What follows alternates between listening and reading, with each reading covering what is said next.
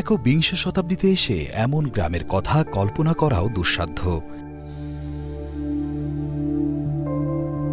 এই গ্রামে নেই বিদ্যুৎ, নেই কোনো সড়ক যোগাযোগ, নেই কোনো বাজারও। তাই এই গ্রামের বাসিন্দারা নিজেরাই করেন নিজেদের খাদ্য উৎপাদন।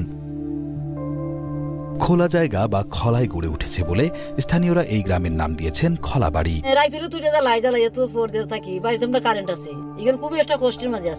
খড় ও বাঁশ দিয়ে মাটির এই ঘরে ঠাঁই মিলেছে কয়েকটি পরিবারের।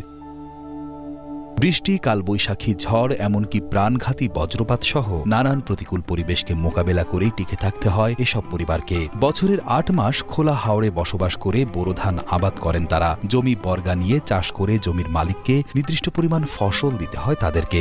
গড় তো আমরা মাটির গড়, এর বাদে নেড়ার ছানি, হাওরের মাঝে আমরা খুব শান্তিতে থাকি আর ঠান্ডা থাকি আর শহর বন্দর ওইটা গরম আছে।